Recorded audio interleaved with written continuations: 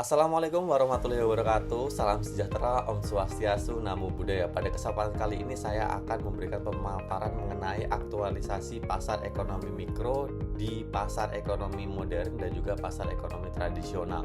Nah, ekonomi mikro adalah sebuah fondasi dari aktivitas bisnis sehari-hari, terutama di pasar tradisional maupun modern. Dalam kehidupan nyata, interaksi antara penjual dan pembeli, harga yang terbentuk, serta persaingan usaha menjadi bagian penting dari dinamika ekonomi mikro. Pada video kali ini saya akan mengeksplorasi bagaimana prinsip-prinsip ekonomi mikro ini bekerja di dalam suatu ekosistem pasar, bagaimana faktor penawar dan permintaan mempengaruhi harga, serta bagaimana pelaku usaha beradaptasi dengan perubahan ekonomi. Langsung saja masuk ke slide yang awalnya.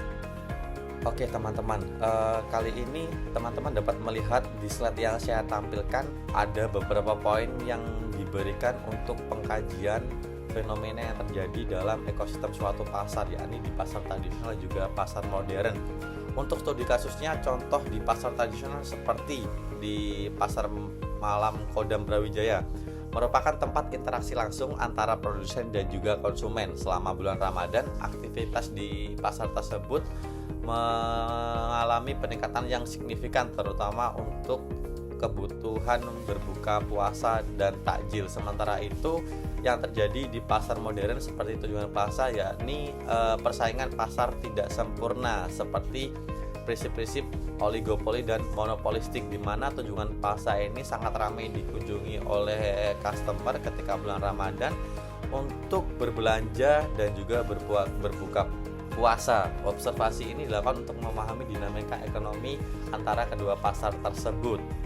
Baik teman-teman, dari fenomena tersebut dapat kita analisis bahwasannya hal-hal yang terjadi dalam suatu aktualisasi pasar ekonomi. Yang pertama, dalam aktualisasi pasar ekonomi tradisional di pasar malam Kodam Brawijaya, saya menemukan dua fenomena ekonomi mikro, yakni yang pertama ada hukum permintaan dan penawaran, di mana permintaan makanan berbuka puasa itu mengalami peningkatan dan penawaran juga bertambah dengan adanya pedagang baru selama bulan Ramadan.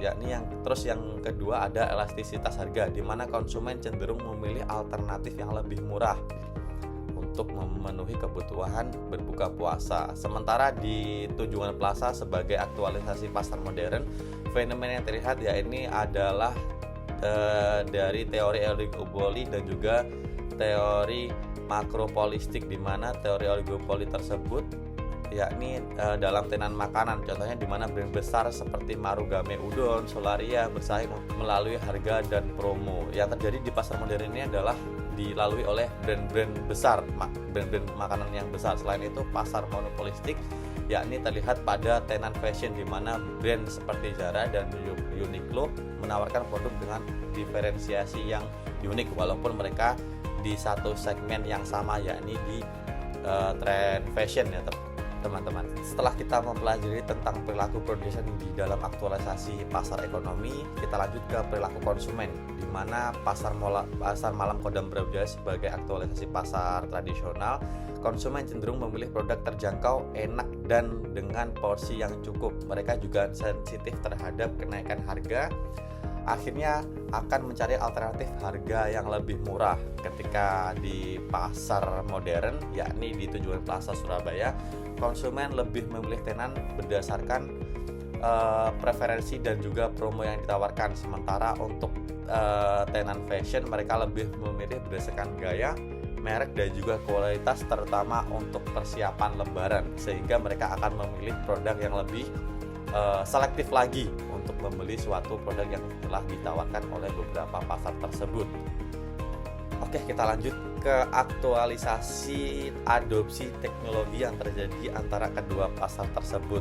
Di pasar malam Kodam Brawijaya, untuk aktualisasi adopsi teknologinya adalah sebagian besar pedagang sudah menggunakan pembayaran digital seperti Kris dan OVO, walaupun untuk pencatatannya mereka masih menggunakan metode manual. Sementara di Tunjungan Plaza sebagai aktualisasi fenomena ekonomi pasar modern, adopsi teknologinya sudah lebih banyak daripada yang terjadi di Kodam Brawijaya. Mereka sudah lebih maju dengan sistem cashiering yang menggunakan teknologi AI. Penggunaan pembayaran juga sudah menggunakan Kris juga. terus didukung dengan aplikasi perbelanjaan online. Namun masih diperlukan pengembangan teknologi seperti self checkout dan juga AI untuk analisis preferensi konsumen, sehingga lebih efisien lagi untuk peningkatan sumber daya yang digunakan dalam kemajuan yang terjadi di pasar ekonomi modern tersebut. Baik teman-teman, setelah kita mengetahui bahwa beberapa fenomena yang terjadi di kedua pasar tersebut, kita akan lanjut ke fasilitas yang ditawarkan oleh kedua pasar tersebut. Yang pertama, di Pasar Malam Kodam Brawijaya, fasilitas fisik seperti parkir dan toilet masih sangat perlu ditingkatkan lagi. Sementara fasilitas non fisik seperti keamanan dan juga bau itu sudah cukup baik ya dalam kategori pasar tradisional. Lalu untuk di Tunjungan Plaza, fasilitas fisiknya seperti parkir dan toilet sudah memadai, yang didukung dengan adopsi teknologi seperti penggunaan e-money untuk fasilitas parkir, dan juga ada beberapa titik-titik yang sudah ada petugas kebersihannya masing-masing dalam pasar ekonomi yang modern tersebut.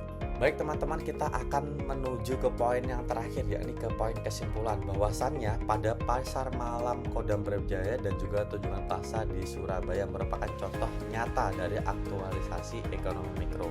Pada pasar tradisional menunjukkan adanya fenomena permintaan penawaran dan juga elastisitas harga.